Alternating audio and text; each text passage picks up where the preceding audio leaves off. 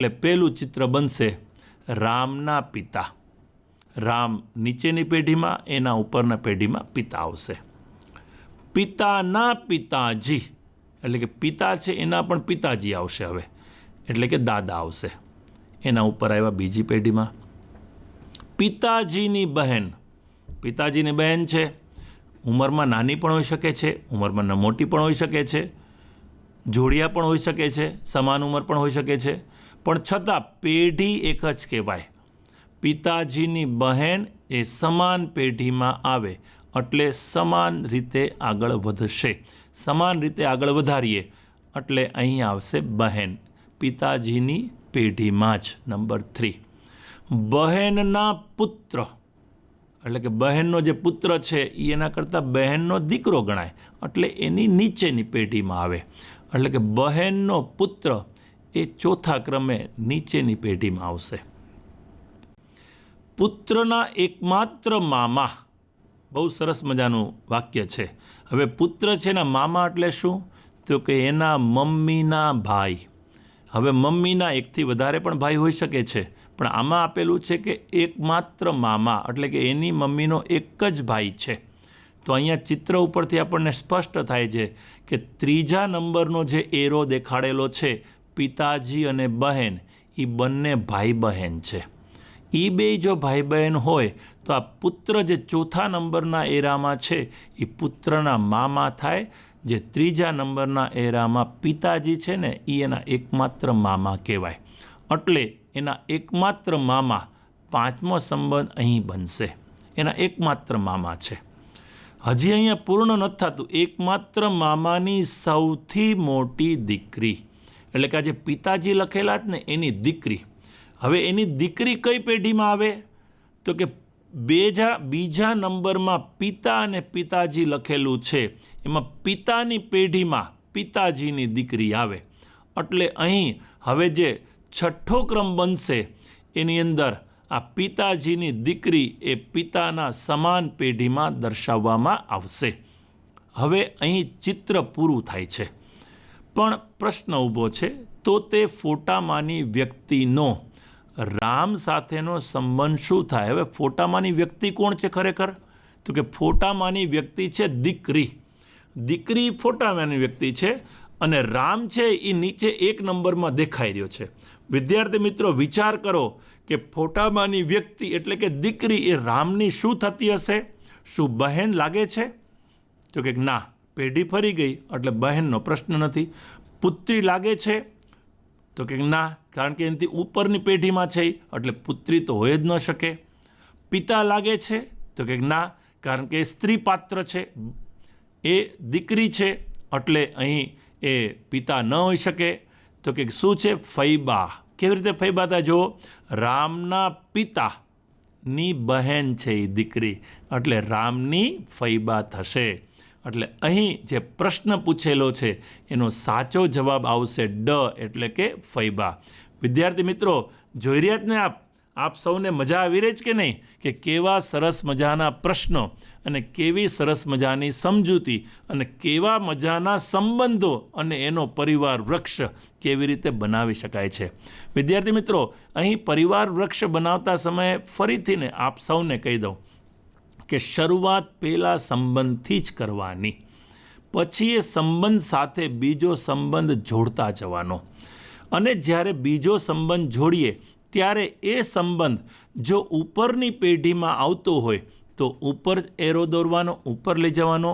જો સમાન પેઢીમાં આવતો હોય તો સમાન એરો દોરીને સમાન લઈ જવાનો, અને નીચેની પેઢીમાં આવતો હોય તો નીચે લઈ જવાનો. પ્રશ્ન જે પૂછવામાં આવેલો છે એમાં ખાસ ધ્યાન રાખવાનું છે કે કોનો સંબંધ બોલવાનો છે.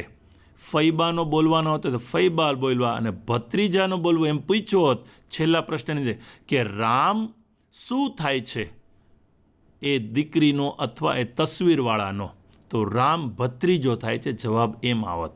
પણ અહીંયા પ્રશ્ન એમ પૂછેલો કે તસવીરવાળી વ્યક્તિ રામની શું થાય છે? તો તસવીરવાળી વ્યક્તિ રામની ફૈબા થાય છે, જવાબ ફૈબા આવે. અને ઓલામાં જવાબ આવે ભત્રીજો. એટલે અહીં આપણે ખાસ ધ્યાન રાખવાનું છે કે પ્રશ્નમાં કોનો સંબંધ આપણે સાબિત કરવાનો છે. સામાન્ય રીતે એક જ સંબંધ જવાબના ભાગરૂપે આપેલો હશે, બંને નહીં આપેલો છે કે ભત્રીજો અને ફૈબા બે ભેગા નહીં આપ્યા હોય, પણ જો બે ભેગા આપેલા હોય તો આપણે ખાસ ધ્યાન રાખવાનું રહેશે. વિદ્યાર્થી મિત્રો, હજી આપણે સમજૂતી સ્ક્રીન ઉપર લેવાનો પ્રયત્ન કરીએ. પ્રશ્ન ચોથો, બીના પિતા એ છે, એનો પુત્ર સી છે, ઈનો ભાઈ ડી છે, બીનો પુત્ર એ છે, તો ડીના દાદા કોણ છે? વિદ્યાર્થી મિત્રો, બેસજો. ડીના દાદા આપણે ગોતવાના બાકી છે. હજી ડીના દાદાને જોઈએ કેવી રીતે ગોતી શકાશે. ફરીથી આપણે પરિવાર વૃક્ષ તો બનાવવું જ પડશે, અને પરિવાર વૃક્ષ બનાવ્યા પછી જ નક્કી થશે કે ડીના દાદા કોણ છે. પણ અહીંયા બીજા પ્રકારનો પ્રશ્ન આવી ગયો. હમણાં સુધી જે પ્રશ્ન હતા એ પ્રશ્નની અંદર તસવીર દેખાડી, સામેવાળાને કીધું અને એના આધારે સંબંધ આગળ વધ્યો હતો. અહીંયા નથી કોઈ તસવીર દેખાડી, નથી કોઈને કાંઈ કહેવામાં આવ્યું, સીધા સંબંધની શરૂઆત કરી દેવામાં આવી છે. એટલે આપણે ચિત્ર પણ શરૂઆત કરી જ દઈએ. તો સૌથી પહેલાં બીના પિતા એ છે, તો સૌથી પહેલો સંબંધ બીના પિતા એ છે, એટલે એ ઉપર આવશે અને બી નીચે આવશે. હવે એનો પુત્ર સી છે, ઈનો ભાઈ ડી છે, બીનો પુત્ર ઈ છે, તો ડીના દાદા કોણ છે? અહીં આપણે ફરીથી ને શું નક્કી કરવાનું છે કે બીજો ક્રમ કોને દેવો? તો એ અથવા બી બેની સાથે, બેમાંથી કોઈ એકની સાથે જોડાયેલો હોય એવો જ સંબંધ નક્કી કરવાનો. અહીં જુદા જુદા સ્ટેટમેન્ટ આપેલા છે, એટલે એવો સંબંધ નક્કી કરવાનો જે પહેલાં સાથે જોડાયેલું હોય. તો એનો પુત્ર સી છે, તો એ અને બી આપેલા, તો એનો પુત્ર સી આપણે લઈ લઈએ. તો એ થઈ ગયો એનો પુત્ર સી. જોજો વિદ્યાર્થી મિત્રો, બીના પિતા એ લખેલું છે, એટલે બી પુત્ર છે કે પુત્રી નક્કી નથી થતું. પુત્ર હોય તો બીના પિતા એ જ બોલાય, અને પુત્રી હોય ને તો પણ બીના પિતા એ જ બોલાય. જ્યારે કે એનો પુત્ર સી છે, તો અહીંયા સી પુત્ર છે નક્કી જ થઈ જાય છે. બીનું જેન્ડર નક્કી થતું નથી, વેધર હી ઓર શી, એ ધ્યાનમાં રાખશું. ઈનો ભાઈ ડી છે, અહીંયા ઈ અને ડી બેમાંથી એક કોઈનો સંબંધ ક્યાંય નથી દેખાઈ રહ્યો. એ બી સી ત્રણમાં ઈ પણ નથી ને ડી નથી, એટલે અત્યારે એને શાંતિ રાખશું. આપણે એના પછીનો સંબંધ જોઈ લઈએ કે બીનો પુત્ર ઈ છે, કારણ કે બી આપેલું છે, તો બીનો પુત્ર એટલે હજી નીચેની પેઢીમાં જશે, બીનો પુત્ર ઈ છે. એટલે હવે આપણી પાસે જે બાકી રહી ગયું છે, ઈનો ભાઈ ડી છે, એ નીચે ત્રીજો જો ઈ લખેલો છે એનો ભાઈ ડી થઈ જશે નંબર 4માં. આનો ભાઈ ડી થઈ ગયો. હવે આપેલી માહિતીઓના આધારે પરિવાર વૃક્ષ બનાવવાની કામગીરી પૂર્ણ થઈ. હવે આમાં જોઈએ કે ડીના દાદા કોણ છે. ડી અને ઈ એ બંનેના પપ્પા કે મમ્મી એ બી જ છે. જોજો હું બોલ્યો પપ્પા કે મમ્મી બે બોલ્યો છું હું, કારણ કે બીનું જેન્ડર નક્કી નથી થતું. જો બી પપ્પા હોય તો ઈ અને ડી બેયના દાદા એ થશે. જો બી મમ્મી હોય તો કોઈના પણ દાદા અહીંયા ડીના દાદા નક્કી થઈ શકશે નહીં, કારણ કે બીના પપ્પા નક્કી નથી. એટલે અહીં આપણે હવે માનવું પડશે કે જો જવાબ મેળવવો હોય, કારણ કે આમાં 5મો ઉત્તર નથી આપેલો કે આમાંથી એક પણ નહીં. જો આમાંથી એક પણ નહીં આપેલો હોત તો આપણે થોડીક ગૂંચવણભરી પરિસ્થિતિમાં આવી જાત કે બીને શું માનવું. પણ હવે અહીંયા બિલકુલ સ્પષ્ટ છે કે 4માંથી એક જવાબ આવશે જ. ઈ દાદા ન જોઈ શકે ડીના દાદા ડી પોતે તો ન જોઈ શકે, ડીના દાદા બી ન જોઈ શકે, કારણ કે ઈ કાં બીના પપ્પા છે કાં ડીના એ પપ્પા છે કાં મમ્મી છે, બેમાંથી એક જ હોઈ શકે, પણ દાદા તો ન જોઈ શકે. હવે વિકલ્પ વધે છે એ, એટલે કે સી અને બી, ઈ અને ડી આ ચારેયને જોઈએ આપણે ABCD 4 વિકલ્પોમાંથી, તો એક જ વિકલ્પ ક નામનો છે જેમાં એ જવાબ આવેલો છે, અને એમાં બીને આપણે પિતા માનીએ તો ડીના દાદા એ થશે. તો અહીં આપણે બીને પિતા માન્યા છે, પુરુષ માન્યા છે, અને એના આધારે નક્કી થયું કે ડીના દાદા એ છે. તો ઈ અને ડી ભાઈ છે, ઈનો દાદા એ છે, તેથી ડીનો દાદા પણ એ થશે. તો જવાબ આવે છે સી, એટલે કે એ, ક એટલે કે એ ડીના દાદા છે. તો આવી રીતે આપેલા જે સંબંધો છે એ સંબંધોના આધારે ફરીથી એક સરસ મજાનો પરિવાર વૃક્ષ બનાવી અને અહીં ધ્યાન રાખવાનું છે, એક નવી માહિતી છે કે ઘણીવાર જેન્ડર નક્કી નથી થતું, પણ જવાબ જે આપેલા હોય છે અને પ્રશ્ન પૂછેલા હોય છે એના આધારે આપણે જેન્ડર ફાઇનલ કરવાનું હોય છે. વેધર શી ઓર હી, એ પુરુષ છે કે સ્ત્રી છે એ નક્કી કરવાનું હોય છે. નવો એક પ્રશ્ન લઈએ વિદ્યાર્થી મિત્રો. યુપીએસસીની પરીક્ષામાં બ્લડ રિલેશનમાં પણ એટલું જ સ્થાન છે. ભારતની કોઈ પણ સ્પર્ધાત્મક પરીક્ષા હોય, લોહીનો સંબંધ ઉપરનો પ્રશ્ન પૂછાય જ. ફરીથી એક નવો પ્રશ્ન લઈએ છીએ. એ બીનો ભાઈ છે, બે ભાઈ છે, એમ કહી શકાય ખરા વિદ્યાર્થી મિત્રો? હા કે ના? તો કે ના. અહીંયા લખેલું છે એ બીનો ભાઈ છે, પણ બી શું છે નથી લખી. એટલે કે બી બેન હોય તો એ બીનો ભાઈ ગણાય અને બી ભાઈ હોય તો એ બીનો ભાઈ જ ગણાય. એટલે બીનું જેન્ડર નક્કી થઈ શકતું નથી. એનું જેન્ડર નક્કી થઈ ગયું કે એ પુરુષ છે, એ ભાઈ છે. સી એના પિતા છે. હવે સી એના પિતા છે. હવે સી જે પિતા છે પણ એ શું છે, દીકરી છે કે દીકરો, તો એ નક્કી થઈ શકતું નથી. ડી ઈનો ભાઈ છે. ડી છે ને એ ઈનો ભાઈ છે, એટલે કે ડી ભાઈ છે પણ ઈ શું છે, ભાઈ છે કે બેન, એ અહીંથી નક્કી થઈ શકતું નથી. ઈ બીની પુત્રી છે.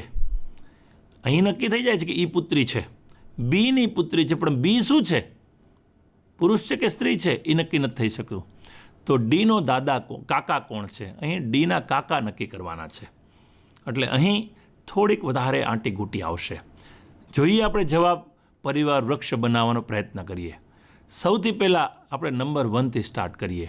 એ બીનો ભાઈ છે, એટલે કે એ ભાઈ છે અને બી ખબર નથી બેન છે કે ભાઈ છે, એટલે એ ભાઈ થઈ ગયો. પણ બી શું છે એ નક્કી નથી થતું. હવે આપણે એને રિલેટેડ કંઈ માહિતી ગોતીએ, એ અને બીને રિલેટેડ.